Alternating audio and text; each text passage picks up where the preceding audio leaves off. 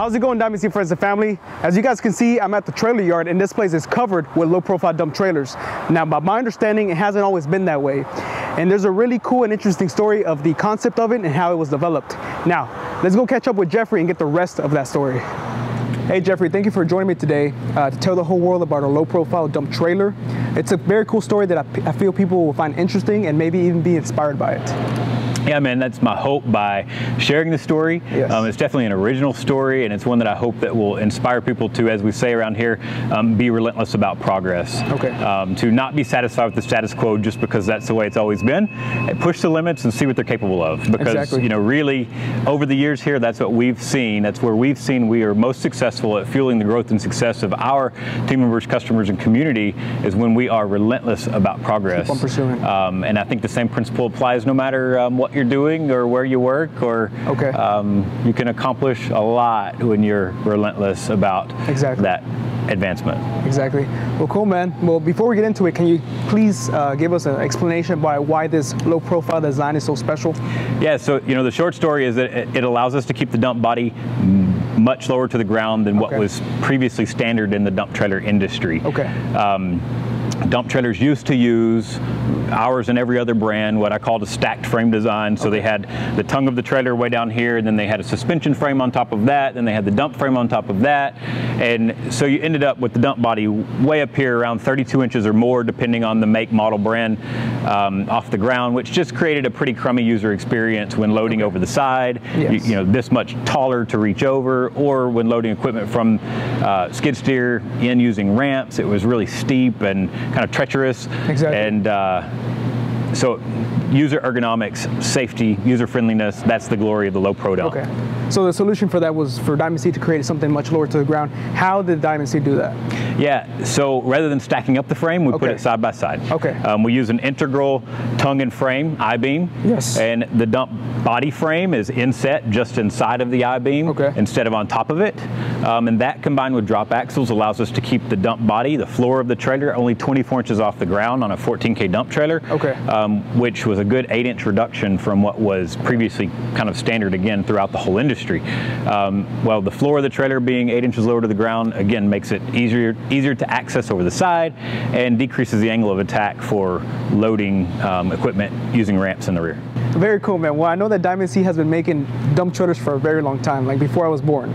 But when did you and your team start making this design? When did you guys start developing the low profile design? Yeah, so you're right, man. My dad started building dump trailers in the late 80s. Okay. And he actually worked with a company that's common in the industry named Rugby to develop the first dump trailer hoists. Okay. You know, Rugby was a dump truck hoist builder, and he worked with a guy named Doug way back then to say, how do we take this dump truck hoist and make it special and unique for just for the purpose of trailers, which went on to be very impactful throughout the industry for sure. But then it was about 2006, 2007 when the first low pro dumps started coming to be. Okay, but the question is why? Like, why did you, after all those years of having the standard dump trailer, why did you decide to change it?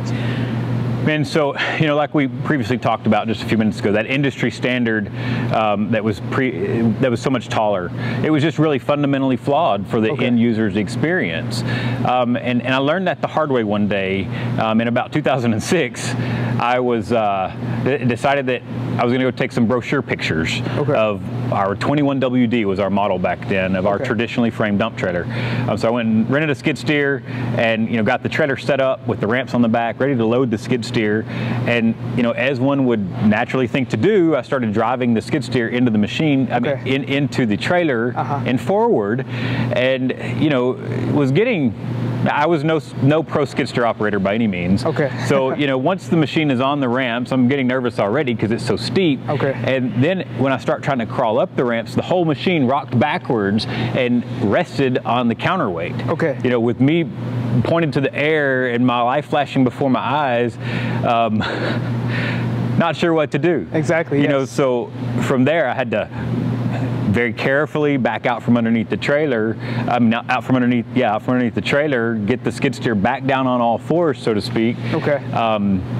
But that just really was impactful to me in this realization that, hey, anybody that wants to use their dump trailer to haul their skid steer from job to job, which was super common practice, they had to back the machine into the trailer. Exactly. Which was, man, I was having a hard time doing it in forward, much less, you know, back the thing in when you can't see out the back of the machine. You have very low clearance on each side. So I walked away from that experience that day saying, we got to get that dump body much lower to the ground where it's easy to load equipment using the ramps, and you know, and the byproduct of that is it would also be much easier to reach over the side when loading debris and things. Exactly. Yeah, so walked away, so I guess you didn't even get hurt, right? Right. No injuries. Only thing that hurt was the ego, right? Yeah, ego was very hurt. Thankfully there were no spectators. Yeah, no one got hurt, thank God. Backed away from it, but with you know, a stark realization that we had some work to do to make the best dump trailer that we possibly could. Something had to change. Yeah, that's right. So where did you go from there? I mean, I know you wanted the dump body to be much lower to the ground, but what were the next steps? Yeah, so man, my wheels were turning. I was brainstorming just right away from that near-death experience. Loading the skid steer. And I remember within a few days, I was just, you know, sketching on graphing paper, pencil, like how I thought the framing could be reworked, redesigned to get the dump body much lower to the ground. And I remember, you know, showing that around to a few of the trailer builder fabricators I had worked with. What do you think? Do you think it could work? And we thought there was some potential there, but, you know, didn't have absolute clarity, because the difference was the traditionally framed dump trailers, you know, with the stacked up frame design, they had plenty of room for everything underneath. And when we started squeezing the space down, getting that dump body so much lower to the ground, there was a lot less margin of error for clearances and things. So we needed to take a much closer look than what I could do with, you know, pencil and graphic paper. So at this point you took the sketches that you made to your team, right? Yeah, well, at the time we didn't have an engineering team. The team started with the graphic paper and the pencil. We didn't have an engineering team or CAD drafters at the time, but, you know, I was so determined to move forward with it that I remember I found a Autodesk Inventor training course in Dallas. It was a few weeks later. I went and spent a week learning to draft in 3D. I you know, had never drafted before, so it was super rough. But I walked away from the class that week knowing how to model, how to draw a model, make a model in 3D in Autodesk Inventor. And I remember coming back from that class the week later and locking myself away in my office and really just working nonstop for a few days to create that first model of what became the low-profile dump trailer. It was nothing too pretty by any means, since it was, you know, I was a super green drafter. But I knew enough about trailers to know that, hey, this is showing some promise, and we can move forward with this.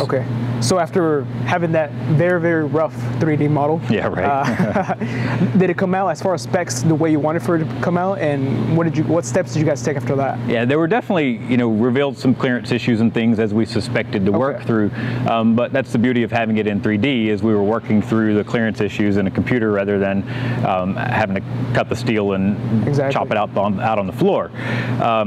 But it, you know, again, it proved out the concept. We knew there was potential to keep moving forward. So from there, at the time, we didn't have all the fabricating machinery that we have now for bending the dump sides, forming dump bodies, things like that. So I had to work with some outside vendors to order those parts and get to a point where we could begin prototyping, which was really the next step. Man, I bet that was a pretty exciting time. You know, you and your team just hustling just to get these prototypes out and ready to go. But what was that unveiling process like? Like, how did you guys reveal it? Yeah, so I remember in 2007, you know, we scheduled a few kind of road shows where me and one of the sales guys would load up. Yeah, we were on tour. Me and one of the sales guys would load up and go visit a few different customers around Texas, Louisiana, Oklahoma, you know, showing, asking for feedback. What do you think? And then we actually even built, in those first several months, we built some prototypes that we sent to customers in other regions of the country and even into Alberta, Canada, you know, for the same purpose of what do you think about it, give us some feedback. And what was their feedback? Yeah, so man, it was really a mixed bag. We had, you know, a few folks that said, it's too different. I like the traditional, let's stick with that. But then we had a number of customers that were just really supportive, that fell in love with the concept. One specifically I remember who was probably our biggest proponent of the design back then. His name was Jason. He was the general manager of Airdrie Trailer Sales in Alberta. And you know, Jason gave us some really kind of hard critical feedback on some things he didn't like so much, but he also said, man, you're really onto something here. The low profile design, the I-beam frame, my customers are loving it. Don't let up. You know, and you know, the kind of combination of the customer feedback and what we knew we had to improve on really just fueled us in that kind of, again, relentless pursuit of progress to go on to, you know, create what went on to be a product that changed the dump trailer industry. Okay, I mean, that's a pretty big statement, man. Changed the trailer industry. But I'm guessing, you know, it took a while, you know, because you guys had to fix all those bugs and everything. But once you guys fixed those bugs, how did they do out in the field? So, yeah, so through like 2008, 9, 10, man, as we got those things, low profile dumps into production, full steam ahead, they really went on to take over. It didn't take but a couple of years until the low profile dumps were taking over our product line and really replacing the traditional dumps that we were building. And you know, then we saw the same trend continue into some of our competitors too. So you know, when this trailer was on the yard, on the dealer's yard, next to a traditional dump trailer, you know, the dump trailer shopper, he could choose a low pro dump, easier access over the side, strong, robust, lower angle of attack for loading equipment, and you know, all the advantages, or he could pick the traditional frame dump trailer with all the disadvantages. So it became really a no-brainer, and that's when some of our largest competitors started knocking it off and you know, creating their own versions of the low profile dump. And that's essentially, you know, it's not stopped in the last 10 years. Back then, for some easy math, back then we were building about 5 to 10 dump trailers a week, and now we build around 85, 90 a week. And a big part of that growth is the low profile dump. So it's definitely been a game changer for us and the industry. Yes, exactly. Man, that's crazy to think that the whole industry standard was changed because of that brochure picture incident back in 2006. And it goes to show what is possible whenever you are relentless about progress and, you know, try to find a better way. But I know, you know, it's not over yet. You know, we've been at it for 10 years. Innovations have been coming and coming and coming, but what is next? Yeah, man. So just in the last year and two, after 10 years of building them, in the last year and two, we've introduced some really game-changing features on the low-profile dump trailers, like the one behind us now, conveniently, the telescopic cylinder. Big game changer for low-pro dumps. Rather than the scissor lift underneath the dump body, we're using telescopic cylinder in the front. Much stronger. Dependability is incredible. Unbeatable option there. And then another big game changer with low pro dumps is the proprietary engineer beam frame. We build the frames in-house, engineer and build this I-beam frame in-house for any low pro dump that has an upgraded GVWR package. So like this trailer, 3 7K axles, 21,000 pound GVWR, and it's still only 24 inches off the ground.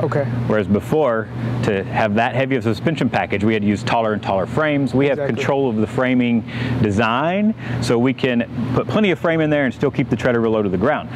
But your point, your question. Yeah, what's next, man? What's next? What's next? I'm getting there.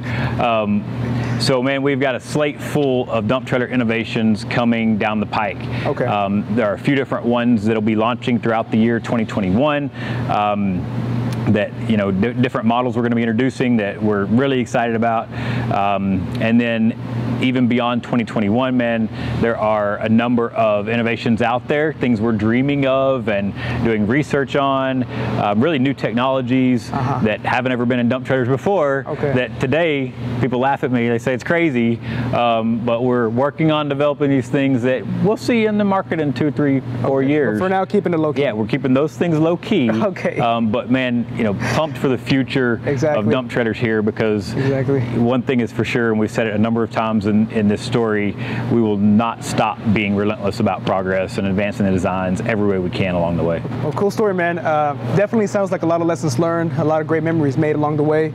But thank you, Jeffrey, for joining me today, and thank you guys for watching. I hope you guys enjoy. Remember, if you enjoy the content, make sure to like, comment, subscribe, and we'll see you on the next one.